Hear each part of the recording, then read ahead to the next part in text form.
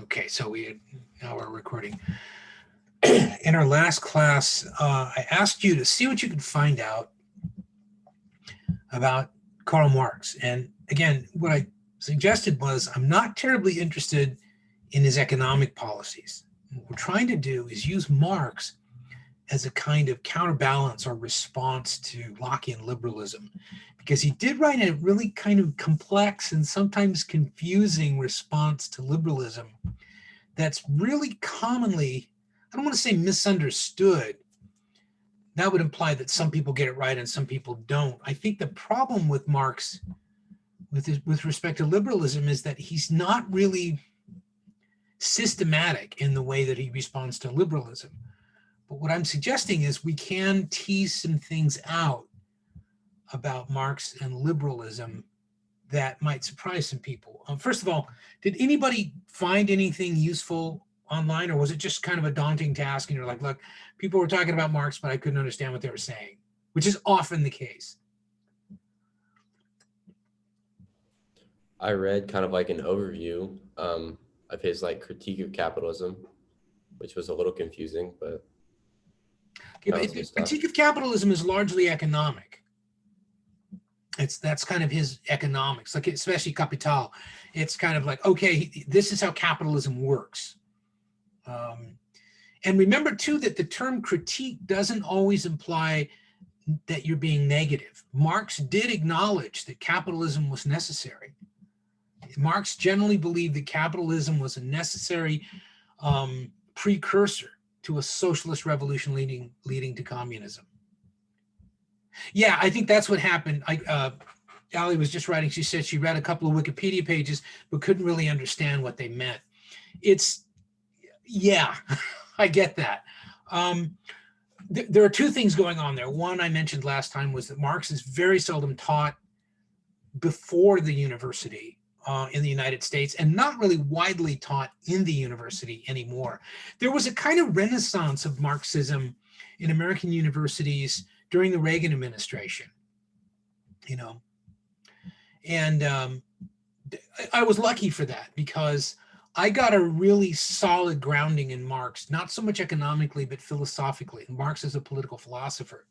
You know, I was lucky enough to study with a guy who, I think I might have mentioned this. I didn't realize at the time whose class I was going into. It was a guy by the name of Ivan Svitak.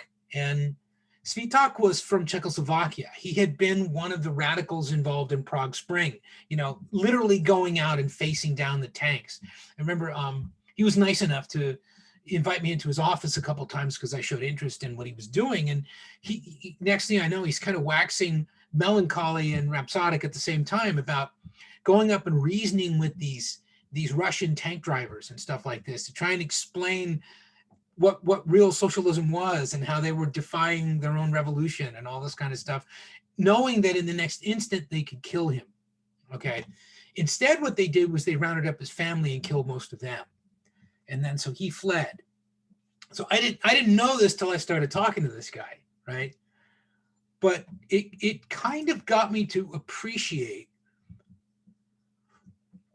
in a way that I don't think most Americans are allowed to experience, how risky ideas can be perceived to be. I mean, the overwhelming consensus in the United States for all of my life has been anti-communist. And so as a consequence of that, it's been at least deeply suspicious of socialism. There are perfectly good reasons for that economically. It depends on what your economic values are. And so what I thought was more useful, and this is what Svitak helped me understand, was looking at Marx in terms of his study of the human condition. Yeah, Marx was a radical materialist. He really was. He believed that everything, especially in his later writings, everything was a consequence of who controlled the means of production. That's why capitalism was so important. Okay. But what I kind of learned, at the level that Svitak was teaching this, which was incredibly advanced stuff. There was a class this was at Cal State Chico, which at that time was Playboy magazine's #1 party school in the nation. I found out after I'd enrolled there. But Oh, I would say of the maybe 30 people who were in that class, there were maybe 5 of us who, working really hard, could kind of keep up with what he was doing. And it wasn't because he was not an effective educator. It was because, as he would repeatedly say himself, Marx wasn't a Marxist, and I finally understood what people meant by that when they were analyzing Marx and saying, what Marx was saying in 1870 doesn't sound like what Marxists were saying in 1920. Marx wasn't a Marxist, okay? What he meant by that was that a lot of people had taken Marx's ideas and superimposed them over their own aspirations. And they had used Marxism as in the way that a lot of people use, patriotism or, the idea of market capitalism or something, in order to mobilize and sustain, a movement of some kind. In this case, an anti-communist movement in the United States. A lot of the appeal of that was in advancing more time and giving more energy to evangelical Christians. This I'm talking about now in the late 50s throughout the 60s and into the 70s. Part of the anti-communist sort of resistance front in the United States, and it was astonishingly powerful, was the bulwark of that was, evangelical Christians who were arguing that the most pernicious thing about communism was that it was godless, okay? And that was always used in the United States. That doesn't play so well in Europe, but it played very well in the United States. And so what I'm acknowledging here is, yeah, Marx is going to seem like he's from another planet. What Americans don't understand is we're the ones living on the other planet. The rest of the world doesn't look at Marx the way we do. It doesn't mean that the rest of the world is Marxist, and thank goodness we're not. It means Marx isn't looked at as the aberration that Americans see him as being by the rest of the world. Marx is seen as a kind of epoch or phase of thinking, and any phase of thinking, there's always something you can absorb that becomes useful. So that's all I'm suggesting, is that sometimes we can be taught, even by people whose ideas might otherwise either confuse us or alienate us, there might be something we can learn. In this case, he provides a really fascinating critique, I would argue properly understood, a fascinating critique of liberalism. Okay, one of the many reasons why On the Jewish Question is often ineffective at advancing an otherwise interesting critique is because a lot of people are not understanding what Marx is saying about Judaism and Jews, okay? And a lot of people, I'm going to suggest incorrectly, interpret that as saying, oh, he's anti-Semitic. Well, first of all, Marx was a Jew, okay? And it doesn't mean there's no such thing as an anti-Semitic Jew. There were Jews who secularized to the point where they would be pretty dismissive, at least, of Judaism, okay? Marx was a secular Jew. Marx was not an observing Jew, okay? That's true. But On the Jewish Question is not about Jewish stereotypes or anything like that. But I know that Americans in particular read it that way, because what Marx appears, see if this looks familiar to any of you who might have taken a look at that. What Marx sometimes sounds like he's saying is, oh, well, Jews are a problem because we all know that Jews own all the property. And it sounds like anti-Semitism. It does. And a lot of Americans, including, by the way, American scholars, most of them anti-Marxist, have interpreted this and say, look, he's perpetuating these Jewish stereotypes. Well, he's not, but he's often misunderstood as saying that. In order to get more of a grasp on what is essentially a legal argument that Marx is making, you have to look beyond On the Jewish Question. All the elements are there, but out of context, they can look kind of startling. So that might be what was confusing some of you, was, there are still scholars who argue, well, what Marx is really saying and On the Jewish Question is, why should we give Jews a special dispensation? He's not saying that at all. He's also not saying, well, the problem with Jews is property, in some sort of Jewish stereotype. He's really not saying either one of those things, but he can be read that way, especially taken out of context.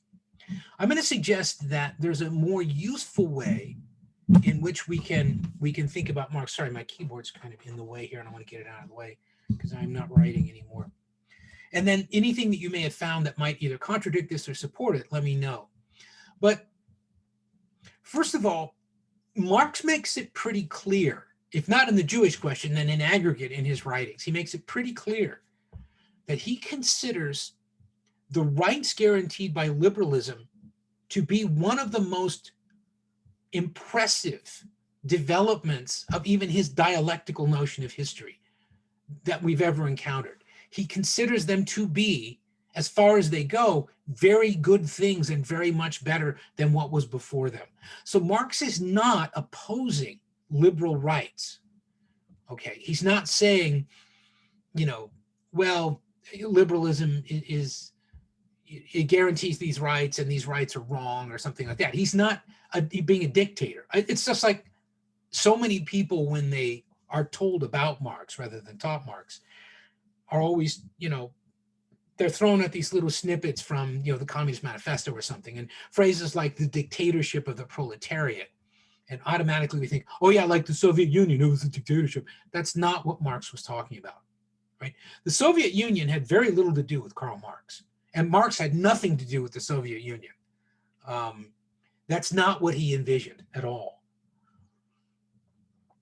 So, but a lot of our view of Marx, of Marxism, and of socialism in general is kind of poisoned by the experience of 70 years of Soviet socialism, or Soviet fascism, I would argue. Okay. But what Marx is actually saying is, no, legally, it is really an amazing thing to have a state that is secularized to the point where it will not discriminate on the basis of someone's religion. That is an astonishing, modern, historically important and significant development in human history. He is actually saying that. Okay. But as with everything with Marx, then there's the other side of the argument. His concern about liberalism is something like what we were talking about when we were talking about John Locke, which is that liberalism is fundamentally a philosophy of individual liberty. So to put it crudely, I guess, what Marx is arguing is, if you guarantee property rights, all you're really guaranteeing is the right of an impoverished person to live in a mansion if they can afford it. And that's not much of a right. Okay. In other words, if you're securing rights of property and you purport to be doing that in an equal way, there's no meaningful equality between the tiny minority of people who can afford a mansion and all the accoutrement of a mansion, and the mass of workers and poor people who never will be able to do that. So that what you're doing is actually, by invoking property as the core of rights and liberalism, you're building in massive inequality. Okay, first of all, and that was something that he was critiquing normatively. As a value, he thought that was destructive and wrong. But also, the more subtle argument I've always suggested on the Jewish question was, you're ignoring the harm done by centralizing control of property in a philosophy of human behavior, and saying then, in a sense, right, the more property you have, in a sense, the more property right you have, because you have more to demand protection and security of. So what you're doing is, not only are you encouraging the capitalists to continue to exploit and alienate workers, that is, you exploit them as a means to an end, you alienate them from the product of their labor, and you take the surplus value from that for yourself. You're not just encouraging it, you're requiring it, because capitalism requires the relentless accumulation of wealth. Okay. Liberalism as a philosophy is a wonderful incentive for that. The idea being, the more you have, the more right to protection and security you have. In other words, if you're impoverished, what right really to security do you have? If the key to liberalism is property rights and you have no property, what real meaningful rights do you have? Does that, again, I'm not interested really in whether or not you agree with it, but do you see that the subtlety of that argument?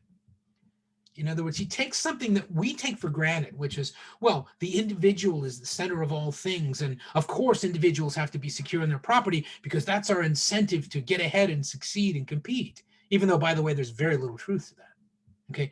Marx is going way beyond that. Marx isn't even denying that people have some drive to compete or to pursue excellence. So he's saying, you know, of course, we all have that. We just can't do it because under capitalism, the vast majority of us are trapped into this cycle of wage labor. That is, the best 8 hours of our day goes to working for someone else. That when you're a wage laborer, you're not working for yourself. You're not.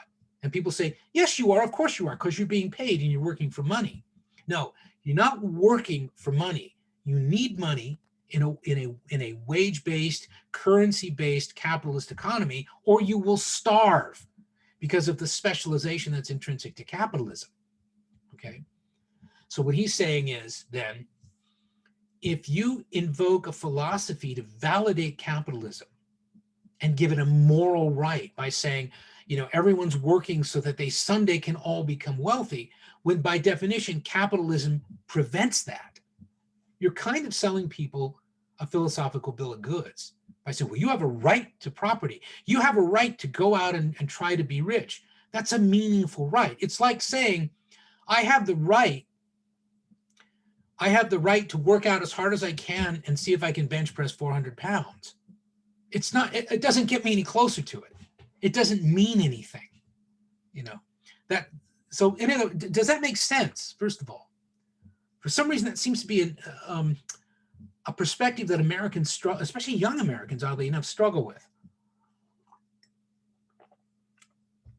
I can't tell. I'm getting the same kind of stony silence that I got last time.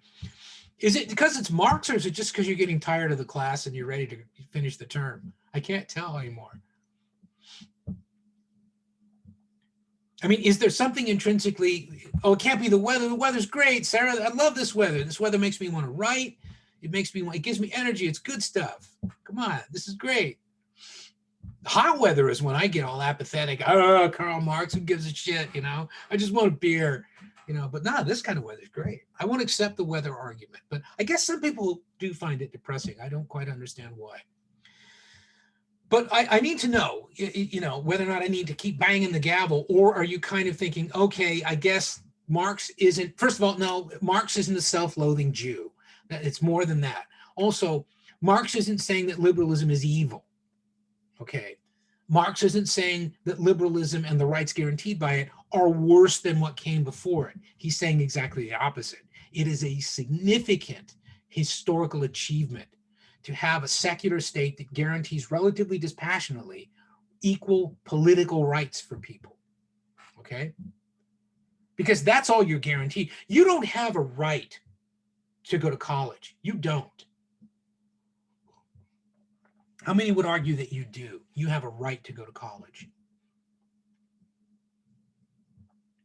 Yeah, you don't. Now, you don't even necessarily have an opportunity to go to college, because if you can't afford it, you can't go. And that, by the way, is not unique, but is peculiar among developed countries, that we have such a prohibitive cost associated with universities. That is not the way almost all of the rest of the developed world functions. You do not have to make decisions about whether or not you can, send both of your kids to college, or maybe you only send one of them and the other one has to go out and be a plumber or something and, can't go to college, unless you have a kid who wants to be a plumber. Now, there are, in most of European countries, that is often decided by the school system. They'll give you these assessment exams and say, your predispositions tend to lead you toward trade schools. You should consider a trade school. But to varying degrees, those are really only guidance, and they're not necessarily required. Okay. We don't even do that. We essentially say that you're required by law to have the equivalent of a high school education, except obviously we have exceptions for that, because there still are Americans who don't have it. But beyond that, you're on your own. You're pretty much on your own. We don't even offer a lot of grants anymore.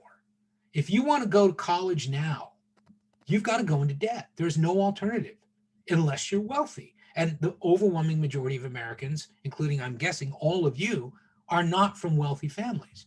So you're going to go into some kind of debt, probably.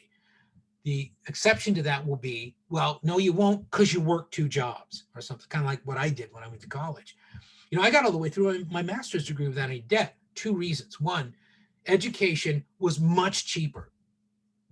And also, there was enough employment that if you lived, really modestly, you could get through college then with little or no debt. In fact, none at all if you were willing to kind of sacrifice a little bit. I don't think that's the case anymore. I don't think that you are profligate spenders who don't know how to manage your money. And yet I'm guessing that pretty much all of you are in the process of going into debt. Is the cost of higher ed affected by capitalism? Well, the argument of a Marxist would be, yes, of course it is. And that's a good question to ask. Now, a capitalist might respond by saying, yeah, all right, there's no free lunch. Everything costs something, nothing for nothing, right? But college isn't for everybody. And for the overwhelming, most of the overwhelming, in fact, to this day, for the vast majority of Americans, college is not for them. It's not available to them, and they're not going to go. And if they go, they're not going to finish. That's why only about, less than a third of adult Americans have the equivalent of a 4-year degree or better. And that's unusual, but obviously we must be doing something right, because we don't have a highly educated, population, and yet we've got the largest and most complex economy in the world. So a capitalist response to that is, yeah, because you don't throw money down a rat hole, and sending everybody to college and subsidizing it would be throwing money down a rat hole, because the vast majority of Americans are not going to benefit from that, which is why we don't have the trade school tradition that European economies have, but we have something close to that, which is that we have community colleges where you can get more specialized professional certificates and things, 2-year degrees and all that. I mean, I started out getting a 2-year degree in communications because I was working for little small market television studios and stuff, and doing radio and things like that, where, I thought that was all I needed. I wanted to be a journalist. I didn't want to do this for a living. I didn't know I could, and so it's perfectly fine, a capitalist would say. Capitalism is, allows for that kind of self-regulation. No one's forcing you to go to college, and your neighbor's tax dollars aren't paying for you going to college. If you think you're ready for college, you have to find a way to do that yourself. And because of that, the argument would be capitalism, unlike socialism, teaches self-reliance. And the people who are self-reliant will succeed, and those who are not don't deserve to succeed. I mean, that would be the extreme form of capitalism, right? In other words, if you fail, right? If you flunk out of school, it's because you're a failure. It's not because you didn't have a good education to prepare you for college. It's because you failed. That would be more consistent with capitalism, not as an economic system, but as a philosophy, okay? Now, a response to that that's more consonant with post-Marxist socialism would be, well, let's make sure that everybody has an equal quality education before we go talking about who's failing and who's not. And you don't have that same ethos in most socialist countries of people being either successes or failures, including like the Scandinavian mixed economies and stuff. They're as informed by philosophical socialism as they are by philosophical capitalism, at least as much, okay? But part of what goes along with that that's very different from Americans is the idea that shows of ostentatious wealth are really inappropriate and offensive. That, in fact, anything that allows you or encourages you to hold yourself as aloof from and superior to the people around you is really despicable and morally wrong. Okay, obviously that's not the way we are here. Is it? I mean, look at our celebrity culture. What's that all about? I wish I could be as good as those people. When all you really mean is, I wish I could get the attention they're getting because nobody pays attention to me. A Marxist would argue, you know what? You're right. You know why nobody pays attention to you? Because your life has no value. You know why your life has no value? Because a capitalist economic system has captured you as surplus labor. And the only value you have is as a member of the labor market. Okay, that's your only value, because you don't own any part of the means of production. You know, I mean, there would be, in other words, a Marxist is going to fault capitalism for your failings more than they're going to say, yeah, well, you're lazy. You just didn't work hard enough. Now, because of that, how often have you heard somebody give you a variety of this thing, which is, well, socialism makes people lazy? Have you heard that before? The reason why Marx doesn't understand, how things work is because he doesn't understand human nature. If you take away risk and you take away the need for people to do something by giving them a kind of safety net, they'll just be lazy and parasitic. Okay, is that true?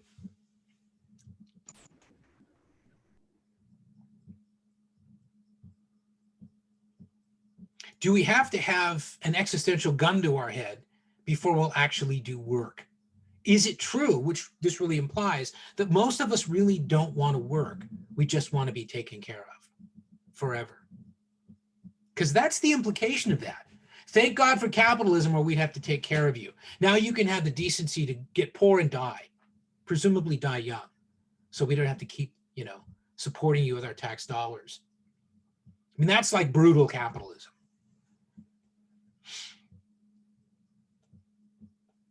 Socialism has not been this poorly interpreted by a generation until your generation. Because on the one hand, unlike most of America, not you as individuals, but your generation is about the closest to wanting socialism without understanding it as anything we've ever seen. Maybe since, I don't know, the tiny radical stratum of people we had before the Roaring 20s. Well, I'm curious, what generation are you talking about specifically? I would say people right now would be between the ages of, let's say, 15 and 25, somewhere in there. Oh, okay. Yeah, just entering into the political process, just sort of, going into college. And because I hear this a lot, there's always this sort of small but muscular cohort of people who somehow want to be radical, and yet there's no thoroughgoing economic policy. And the fundamental of ideological radicalism is not individual identity. It's not the kind of stuff that really seems to excite young Americans. It's bread and butter economics. We're seeing this playing out in American politics right now, particularly in the Democratic Party, because in this one, the Republican Party really kind of seems to be way behind history. And that is that younger Americans are much more obsessed with discussions of identity. Sexuality is a big part of that, as it is with any young generation. But beyond that, the idea that sexuality is increasingly becoming something you can kind of pick off the shelf and choose for yourself, because it's an embodiment of who you really are. I don't mean that you can just affect a sexuality, but what I mean is that, that it's a process of discovery that's much more than just binary. Okay, that's a fairly interesting way of looking at the world. There hasn't been another generation that's been as comfortable with non-binary sexuality as your generation, not in the United States, okay? I mean, we historically are an extraordinarily homophobic culture. And so we've actually broken that down. Your generation is the first to kind of come of age with those barriers beginning really to be kicked down hard.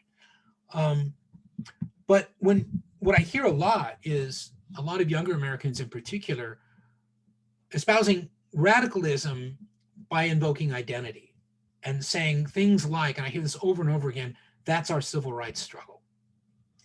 But the thing is, it isn't in the same way. I am, by the way, critiquing here. This isn't my personal opinion. I'm pushing against that by saying it isn't from a Marxist point of view, because your identity is superstructural. It's an epiphenomenon of the means of production. You are what capitalism makes you or allows you to be, okay? This is a really deterministic, sclerotic Marxist who has no friends and bad breath, right? And they would argue, all these arguments you're having about, where you fit on the sexual spectrum and everything, that doesn't pay the bills. because it doesn't determine where you are in the real power hierarchy, the real meaningful power hierarchy, which is who controls the means of production. You know how we know it doesn't? Because there are a lot of non-binary sexual billionaires and millionaires. So the argument would be, I'm trying to make this as extreme as I can. The whole premise of your generation, that identity is the new civil rights struggle, is bullshit. That's what a Marxist would say. That you are dizzyingly suffering from false consciousness. That's another sort of quasi or neo-Marxist concept, the idea that you believe what you believe because it's been taught to you by a system that's the purpose of which is the care and feeding of capitalism.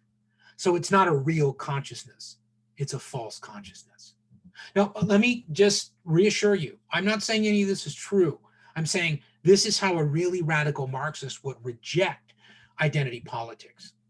But also I'm suggesting to you, this is how the Democratic Party is broken over the issue of identity politics, because older kind of what used to be called labor Democrats, they fought a lot of wars in terms of organizing labor. They and their moms and dads generationally fought these wars, pitched battles, violent, bloody, pitched battles, so that you could be paid overtime after 8 hours in a day or 40 hours in a week. And so that you could have safe working conditions and things like that. That is, so that you could keep the capitalist system not only from exploiting you, which we couldn't quite stop, but from being predatory about it, from using you as disposable commodities.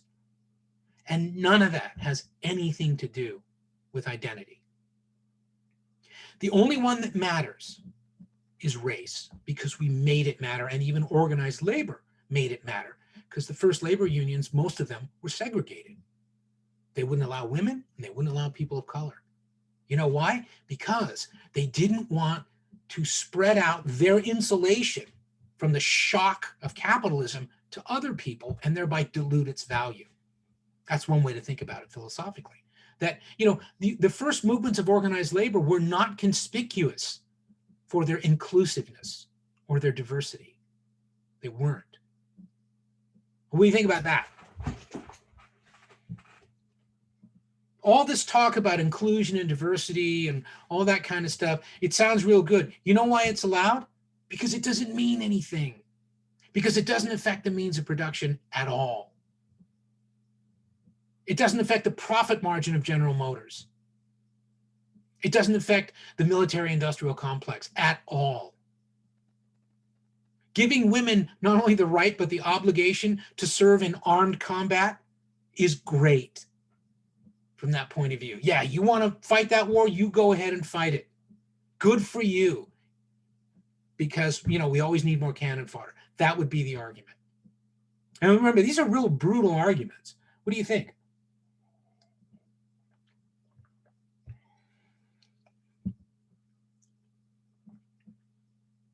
Does it sound plausible, or is it like, no, you're leaving something out though, Bill? For me, I'm having trouble. Like, I understand what you're saying is like I don't know, like a Marxist argument, but I'm having trouble connecting what you're saying about identity with the economy. You know, how it's identity is only like a product of the means of production. Yeah. In other words, what I'm saying is there is no meaningful connection between identity and the economy. I, speaking as a Marxist, would say it's superstructural, man. It's just stuff. It's just you with the illusion that you actually have some control over a captive existence. So identity politics being like a distraction. It being a wonderful distraction. Yeah. In other words, I'd say there's some truth to that. Well, I'm not. I just want you to understand the implications of the argument, and more importantly, the source of that argument. Which the source of that argument is, until you exert more control over who gets what, when, and how, in terms of the means of production, not just, well, I voted for Biden, you know, or I voted for Trump, which means nothing from the point of view of a Marxist. Nothing at all. Nothing. Okay. So that Ross, there is no meaningful, from a Marxist, there would be no meaningful connection. And the one exception to that has been race, because we institutionalized it. You know, we made race matter. You know, we built early American capitalism on a largely race-based slavery and white supremacy. That's the only reason why non-white identity matters. We made it matter. We built an underclass. Now, part of that underclass was ethnic Irish. I mean, you could be lynched during the Civil War. You could be lynched in the city of Boston or the city of New York, especially, merely for being Irish.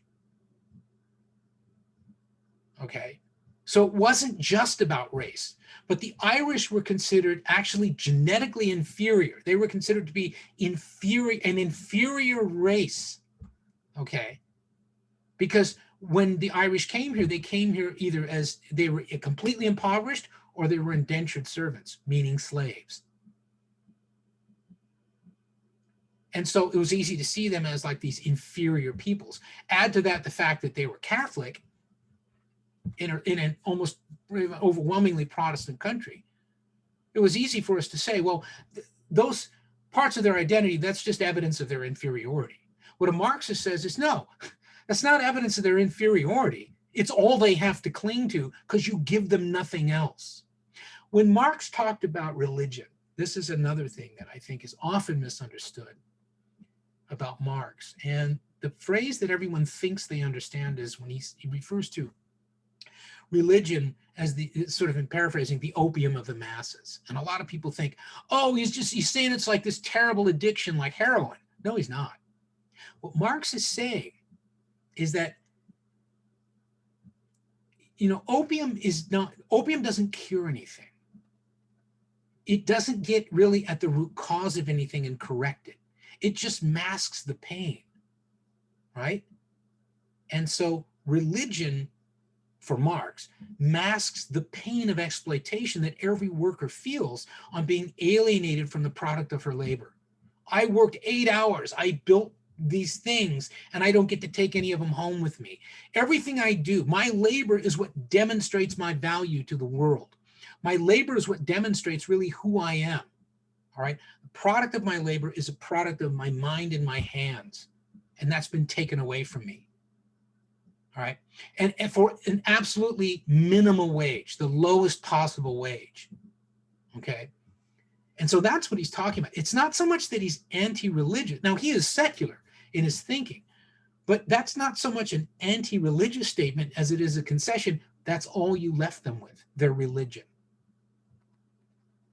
You know, at least they won't feel the pain of exploitation in the same way that someone with a serious injury, you know, I know this for a fact, man, having been injured a couple of times and had somebody pop me with morphine, it's like, you can do anything you want now.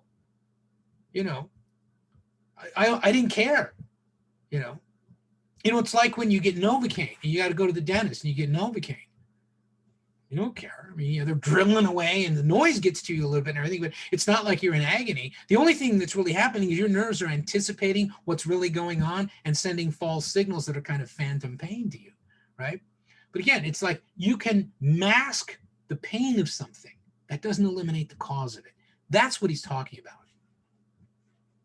And we know that religion does do that. It's the same reason why, you know, decades and decades and decades later, Barack Obama would get so much static for a remark that he makes being taken out of context, where he talks about kind of small town conservative Americans clinging to guns and God. What he was trying to get these affluent, snarky, white, deep blue Democrats to understand is, hey, they don't have your college degrees and they don't have all the amenities of a big city around them. And you know what? They don't get a lot of support from the government either. And they don't get a lot of consideration from the government. And disproportionately, these are the people who volunteer to do our military service and things like that. And you know what? We take them for granted and we ignore them and we leave them with little or nothing. Their small towns are dying. Their economies are dying. Their kids are leaving the towns and never coming back. And that is not pleasant. It is painful. And you're going to take away from them the only things that give them a sense of either security or good feelings. You know, their guns for security because they live in places where a cop is 45 minutes away, or their God because it takes away the pain of living that really hollow, abandoned existence. That's what he was talking about.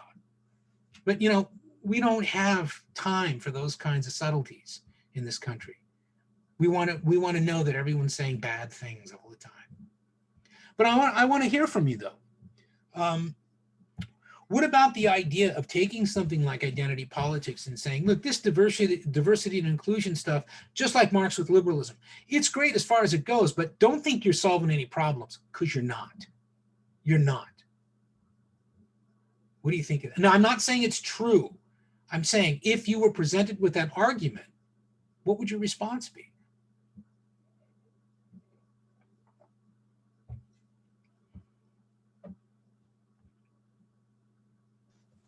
I feel like when it comes to like social identity now, I would say that it's such like a big thing for people that it's like their number one drive, and you know, it's really the thing that kind of motivates people, because I feel like something that Marx doesn't really talk about is motivation for people. The only motivation that he talks about is their survival. No, that's actually no. In fairness, I haven't emphasized it, but no, Marx does talk a lot about motivation. I mean, Marx's idea was that, you know, inside every mechanic there's a poet, inside every fisherman there's an artist. That is, we're not just the one thing we do, but that we're capable of producing all kinds of things with our minds and hands, and that's what people want more than anything else. They want to externalize who they are in what they produce. That is, they don't want to just be left with saying what they are. They want to be able to demonstrate it by what they do and, you know, the things they produce. Okay. But, you know, when you say, and I'm not at all saying this isn't true, Isabel, but when you say things like, well, social identity is people's biggest thing, social identity doesn't pay your rent. Social identity isn't paying for your education. How can it be the biggest thing? I'm trying to argue like a Marxist. Don't Yeah, I totally get it. Okay. What I mean is just, I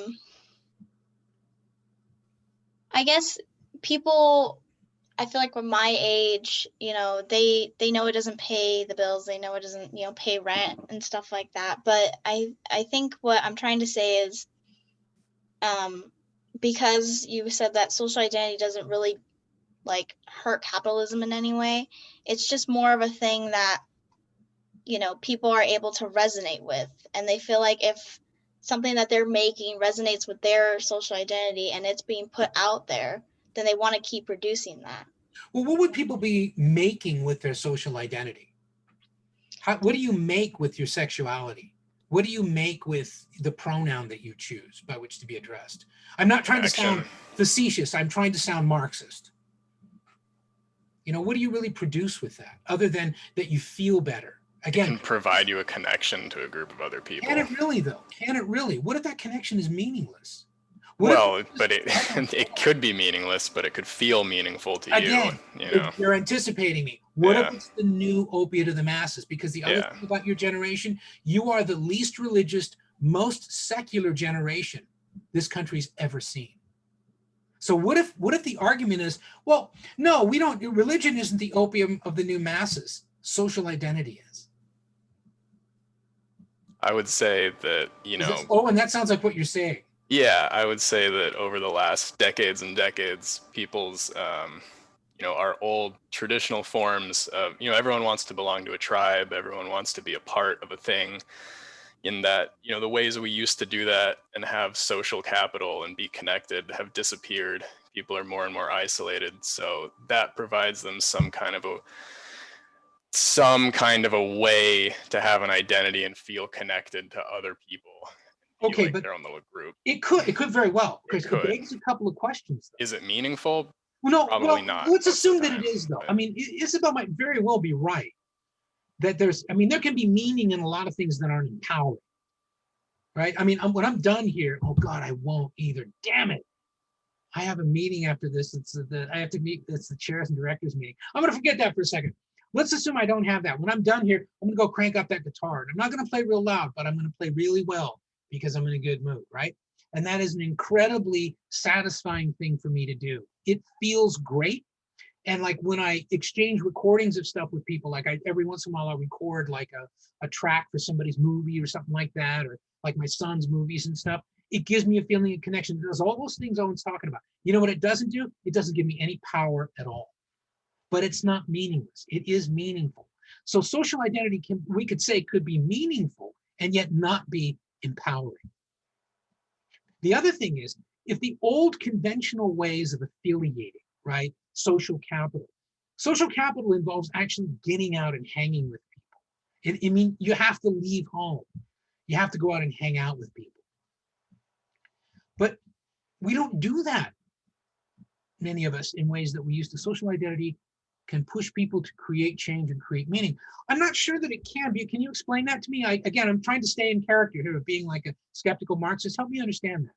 Yeah, I mean, like with things like race and gender and stuff, people can feel inclined to like kind of push for more causes that align with their social identity, with like women's rights or like Black Lives Matter or something like that.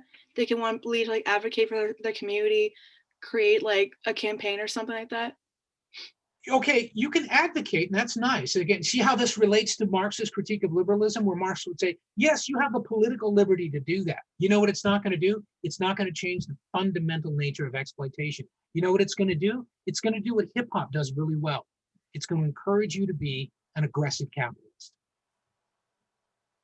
I'm exaggerating to make a point, and I'm not saying you don't have a point. I'm just trying to stay as much on this stubborn argument as I can, because I love hearing the pushback.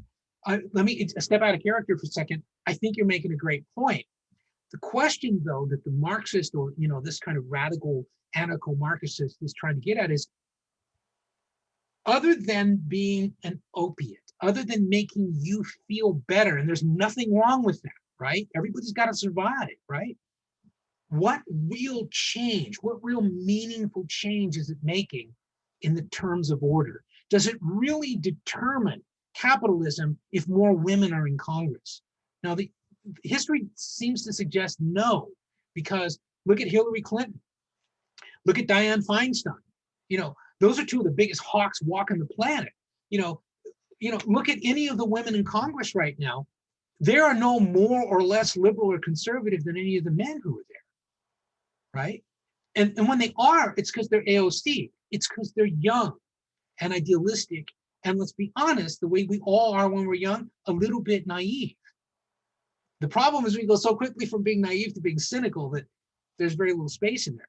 But what if I were to this isn't just a beer, but to any of you, what if I were to suggest, look, that's really sweet that you're doing that. That's just so cute that you're getting involved in your little causes and everything and determining whose lives matter and who don't. But you understand, as soon as you push that on the streets, you will be crushed.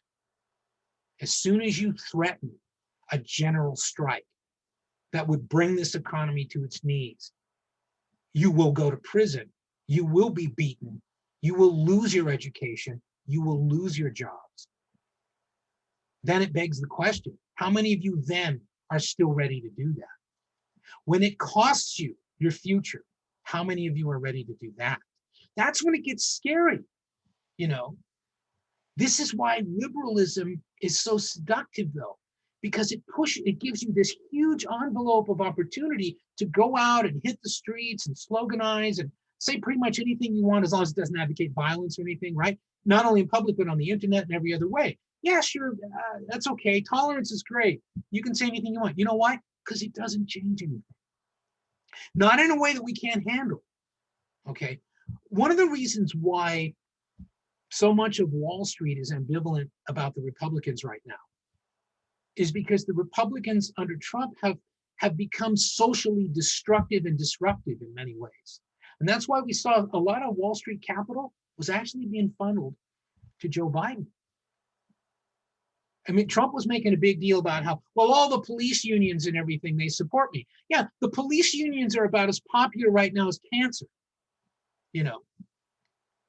But for those of you who think that getting involved, again, I'm staying in character, you think that getting out there and demonstrating and retweeting and doing your social networking and all that really is shaking the pillars of hell and affecting the terms of order, Give me the evidence that it's doing anything other than giving you the illusion of 3 dimensions in your life, giving you the illusion that you matter.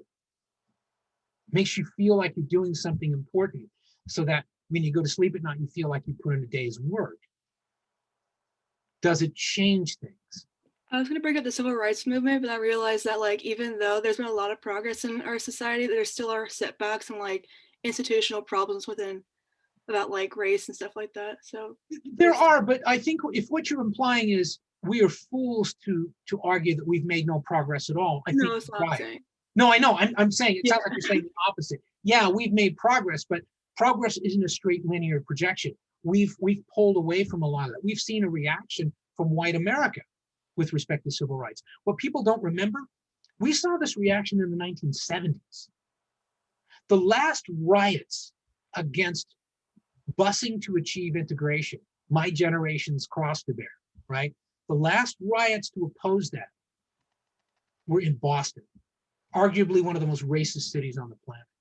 Not in the Deep South, they were in Boston. And a lot of that was because, like when I was a kid in middle school, we were living in a kind of a shitty neighborhood. This was the brilliant social experiment in integration, right? Let's put them on a bus. Let's take them beyond walking distance to what would be another school district in an even shittier and more dangerous neighborhood. And let's see how they do. That's what busing was. And a lot of us got the living shit beat out of us. But I understood even as like a 12 or 13-year-old, this has to happen. We have to do this. It's just that, man, sometimes it was painful because it was like, one thing you do, man, you learn how the other half lives, not only in terms of race, but in terms of real poverty. And you think, okay, I had to admit by the time I got into high school, that was dangerous. And a lot of us got hurt really badly, but I can't say I didn't learn from it. Change is damaging. Real change and real transformation is damaging. Ask the first advocates for sort of gay and lesbian rights, the pain that they went through. And I don't mean just emotional trauma. I mean being beat stupid by their own police forces. That Stonewall. change. I'm sorry. Yeah. Well, I was going to say Stonewall, yeah. of course, but there were Stonewalls everywhere. Yeah. Yeah. And one of the reasons I know that is because, we had at least one family member I knew of who was, when I came to understand what that meant, was like, okay, he's gay. We didn't use the word gay. I think we would say homosexual, right? Come on, this was like the 60s. And I started realizing, holy shit. And then, one of our buddies in middle school, right? We knew, you could tell he was, okay, he was gay, big deal. He was a really sweet kid and everything else. His dad didn't think so. All right. So his dad used to beat the shit out of him every single day. All right. And then he hanged himself. That's a war. That's a real war. That's a war.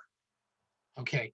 So when we talk about, well, this is our civil rights movement, just understand what we came from before you start feeling either like there's been no change or like everything's been dealt with and you're just doing the mopping up. We've made a hell of a lot of progress in terms of tolerating things. Now, see, this is what a liberal would argue. That's what liberalism does. Liberalism allows for slow, gradual change by encouraging people to be tolerant. So that I would say the key to your argument and Isabel's argument about the importance of social identity, you're helping us learn to be tolerant. That's a war. It's a struggle. It's hard to convince a 70-year-old to be tolerant, but your generation actually is doing that. So it is a real struggle. This is where the economic determinism of radical Marxism does fall short, as some of you suggested. I wouldn't say this of Marx, but many Marxists ignore the power of things like tolerance and of things like the individual expression of personage, of humanity. I think that gets lost in Marxism. Does this make, now this is me sort of backing away from Marxism. Does it make sense what I'm saying? It's just that we have to remember, you can't just decide that you have a right to something. Somebody has to pay a price for it. And what I'm suggesting is, for all that your generation hates mine, and you're tired of baby boomers and all this kind of stuff, one thing you can't deny is that we did pay your rent. We really did, socially. We paid your rent, and then some, okay? Because, but we did it for ourselves. We really did. All young people do everything they do ultimately for themselves. That's not a selfish thing. You're still figuring out who you are. I think this isn't understood by Marxists a lot of times, that part of radicalism when you're young, it's like you're giving your system these jolts. You're putting yourself on the firing line to decide, what's my nature? What's the level of my commitment? Where's my courage? Where are my commitments? Where's my determination? Those are courageous things to do. Those are bold, courageous things to do. So there's nothing wrong with that. But I think Isabel was right when she suggested that there's a kind of vacuum in at least really basic Marxism or anti-capitalism that confuses materialism with humanity, right? So I would suggest that maybe, I know I've been talking for a while because I want to get your reaction to this, but I felt like I had to get us out of the Marxist hole I dug for us. What about the idea that what you're really struggling for is something that materialism can't satisfy, and it's a sense of humanity? What about that? Is that what the new civil rights struggle is? The notion of an enlarged sense of humanity. That it's not just like, especially in a country like ours that so values wealth and that kind of cult of wealth, to reject that and say, but not the way a Marxist would, by saying, let's overthrow the means of production and redistribute the wealth, but say, forget the wealth, I just want to be who I really am. And that's not about money, it's about commitment. Is that a different kind of struggle than the old school leftist struggle of, struggling over control of the means of production? Or is it so esoteric that it doesn't make any sense? I think that makes sense to me, because I feel like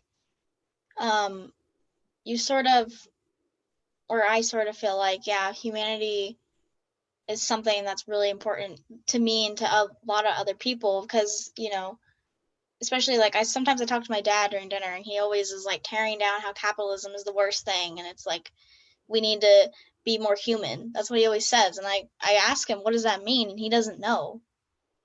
He doesn't know what it means. He just can't articulate.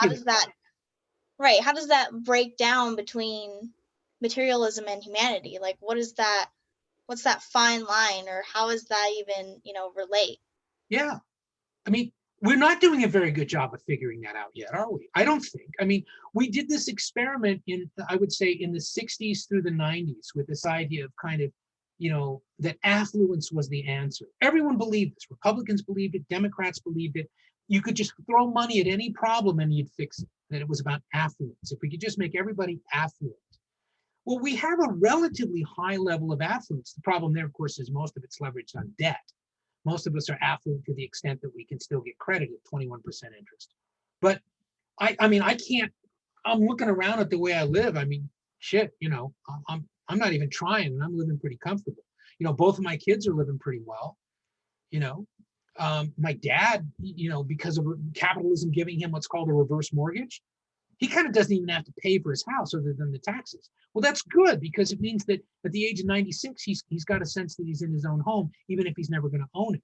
I don't think that's a bad thing, because it gives all of us a sense of reassurance that there's humanity involved there. Okay, that could be the nature of the struggle of your generation. And if it is, it's a new way of framing the notion of leftist politics. Okay, that's what I've been kind of aiming at here, because you saw this fought out between the 2018 elections and now, with the whole idea of, well, Joe Biden, man, he isn't going to respond to the squad and the young, heat that's coming out of it. But the problem is, it's because some of those people like AOC, they are socialists.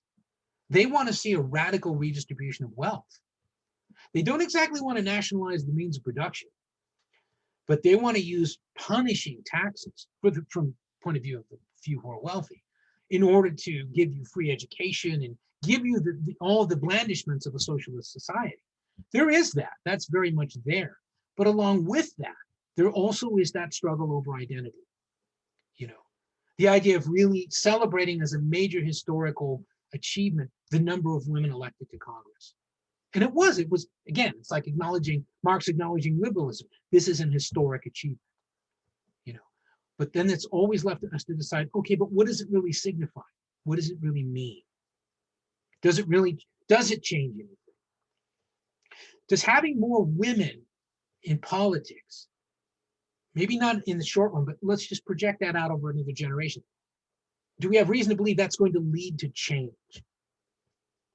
I mean, with the new Supreme Court nomination, Amy Coney Barrett, she is not very, supportive of women in a way with like her views on abortion and other things like that. So it doesn't, like the idea of like saying, oh, we need more women in court, you need to like really think about what they actually value and what their morals are, and not just say, oh, she's a woman, so like that's good for us, like more representation to actually look into what they believe in. Okay, so that's a great point. Now, is that the trap of identity politics, that we can trick ourselves into thinking that there is an identity that answers all the questions that need to be answered? I think so, because like people just automatically see, oh, she's a woman, like girl power or whatever, like, but that person like just doesn't actually value some aspects of women's rights or like different minority groups' rights. Yeah, I mean, or it's like, you know, I've mentioned this before, but, you know, I think white America has this illusion of what is often referred to as the African American community, okay, which you know, every Black American knows doesn't exist, except as distinct from white people, you know.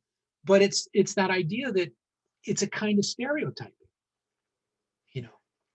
It's like people are using the acronym now BIPOC. To me, that's got, I hate to say it, but I know it's not intended this way. It reminds me of apartheid.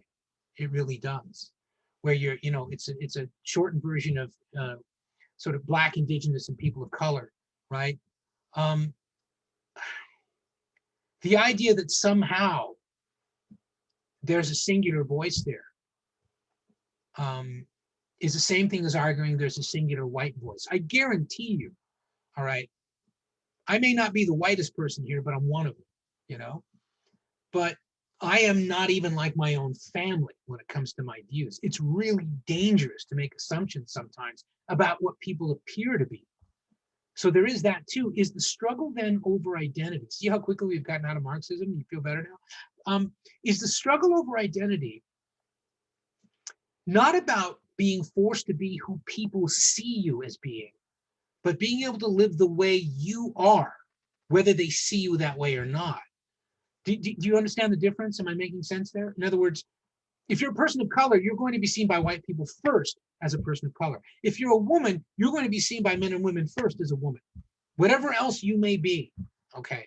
That's the challenge of identity, that everyone is more than that. And it seems to me that your generation's struggles in particular over identity are about kind of going into the little liminal spaces there between, you know, well, I'm a woman, but I'm a woman of color, but I'm a whatever, and I'm a military veteran, and all these different things. And all of those things indicate who I really am. No one of them does. Is that what the struggle is? Not being stereotyped.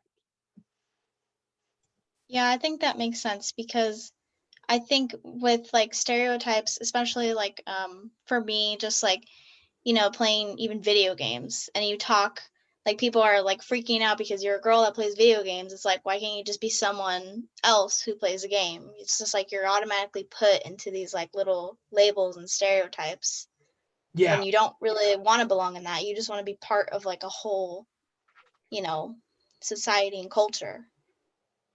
Well, or just, it may be that. I mean, we are naturally sort of pack animals biologically, but some of us just want to be left alone to be who we are. That is, we don't want anyone telling us who we are. We're tired of that. Don't tell me who I am.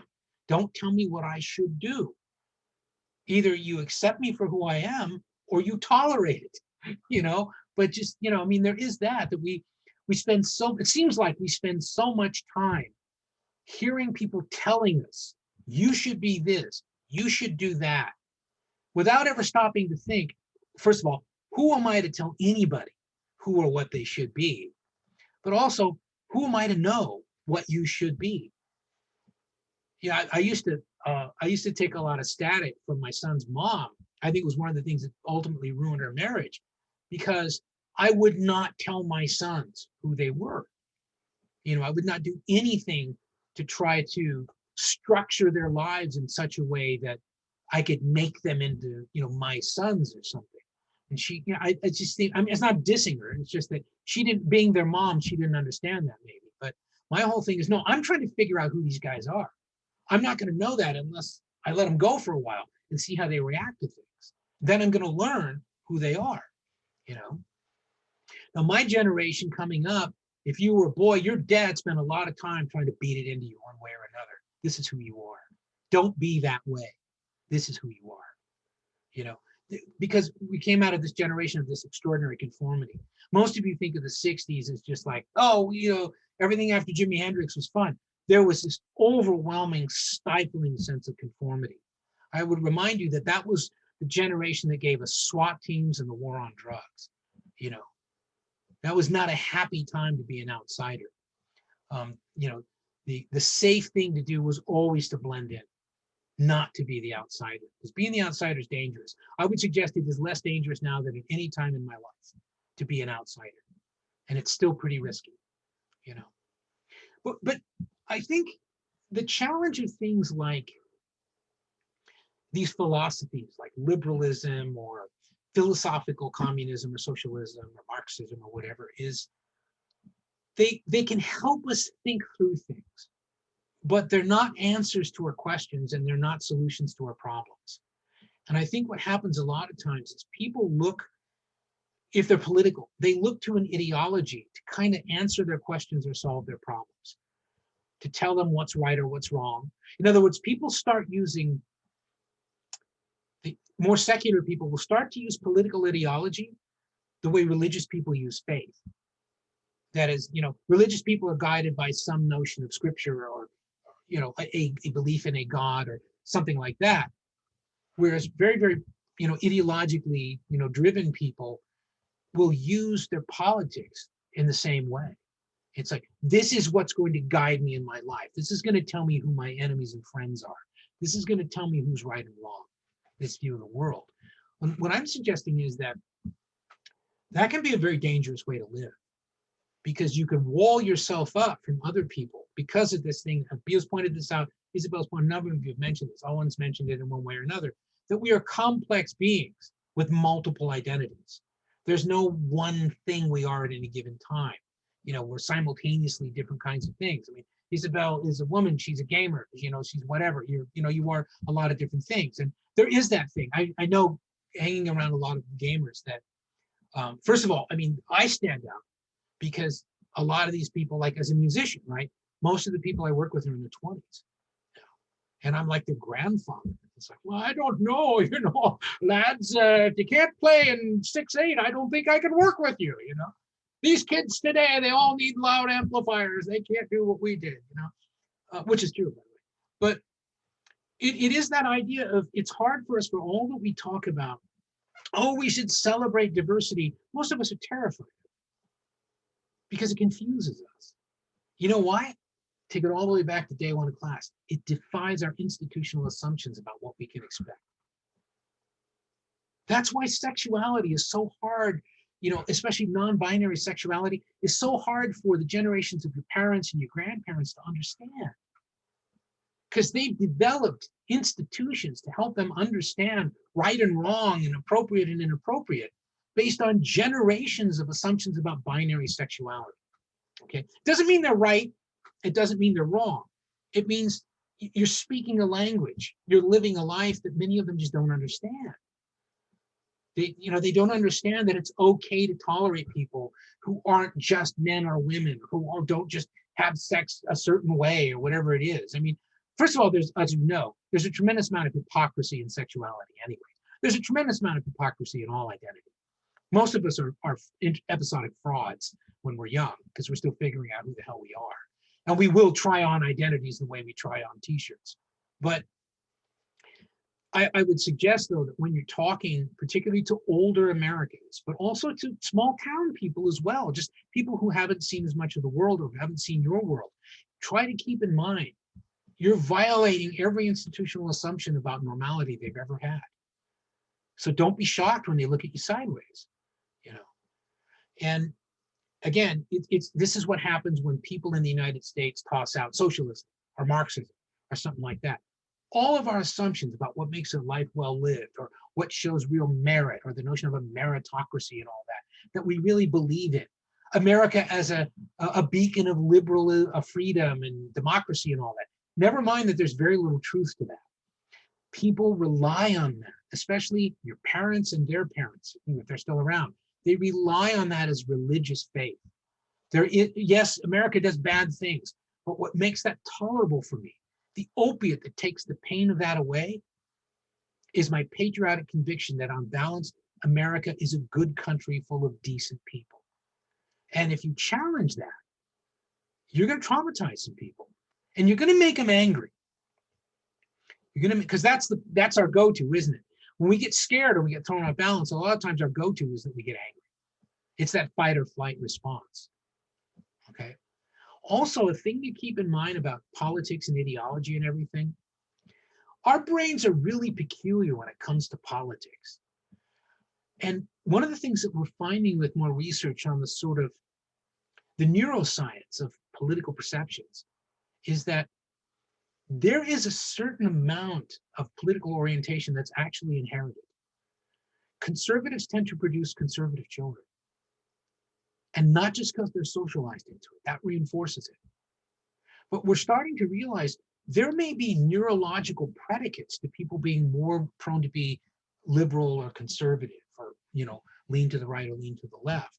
Just like there are, you know, neurological predicates to the sexuality that people feel comfortable with. We're complex. But the other thing is that the farther along we go in that, and the more those brains wire in, and you know, you get these nice little synapses firing and everything, the harder it is for you to convince us of something different. And the older you get, the harder it is to encounter things that you're not ready for. All right. And that happens with all of us.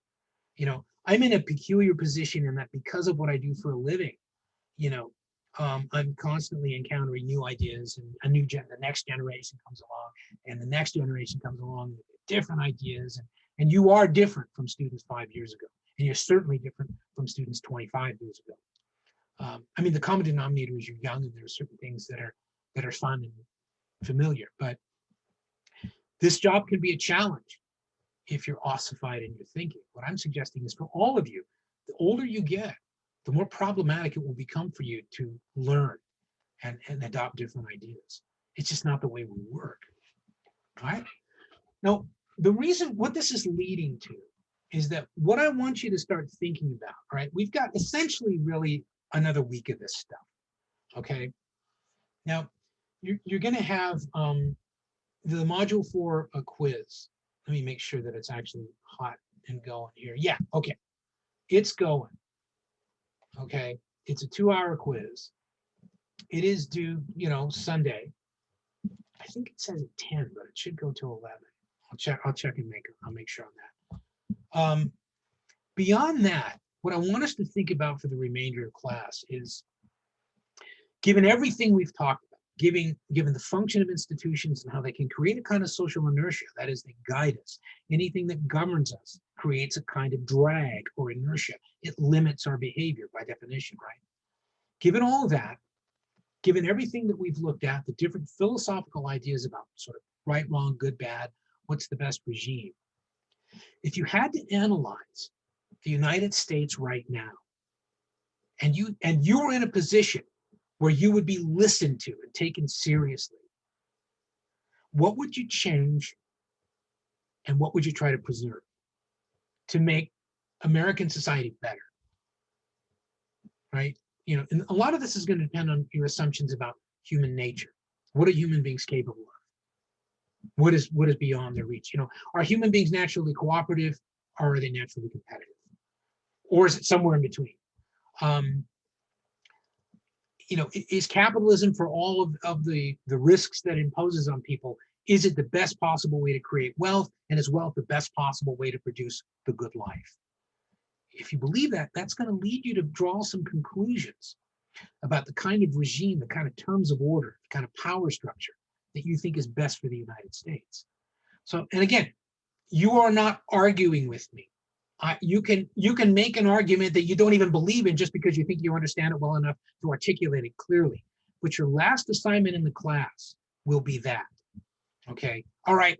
I'm going to fix what's broken. I'm going to preserve what's good. Here's how I'm going to do it. And here's why. Here's what it's based on. So that's for the next couple of discussions we have. The first thing that I want to think about is sort of, where do we go from here in terms of things like the police force or law and order and things like that? I mean, think about, you might have to do a little bit of, quick Googling and stuff, but what do people really mean when they say defunding the police? To what problem is that a remedy? Okay. What do people really mean when they say Black Lives Matter? What do people really mean, when they invoke these slogans and they, what do they really mean by feminism? What do they really mean by these things? And, what can America accomplish if we fix what's broken, but preserve what's useful? What are the things that we do that do seem to work? I just don't buy the idea that everything any given country does is terrible, with a possible exception of North Korea. I can't think of anything they do that's good. I don't even like the way that, the president cuts his hair. Not president, head of state. The dear leader. Yeah. I mean, come on, you think Trump's bad? Wow. All right, is it kind of clear where we're going? All right, so are there any other questions then, before I cut you loose on this, because this is your Sunday assignment, are there any other questions on Locke and liberalism in general that you just aren't comfortable with? I mean, we've covered it pretty well, right? The main thing is be able to explain to me what Locke means by the state of nature and natural law. Okay, so look at those sections again. And then what does he mean by limited government? How and why must government be limited? He's got a sort of a philosophical reason for why that's important, but he also has mechanisms built in that will limit government. I want you to think about that, okay? Any questions on those? Is that like talking about the whole paternal government thing and monarchies? No, because he's rejected. Right. Oh, yeah, and yes. In other words, why would you reject the notion of an unlimited government and insist that government must be limited, and how must it be limited? That's what I want you to start thinking about. Because it should dovetail pretty comfortably with your discussion of the state of nature and natural law, natural rights. Professor, you said state of nature, natural law, and limited government, right? Yeah, those are the things that there's two separate little questions. One of them is on, sort of the state of nature, natural rights, natural law, and the other one is on limited government. Great, thank you. Those is worth 20 points. Okay, anything else?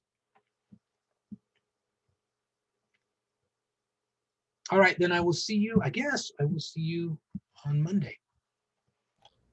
Okay. Thank you.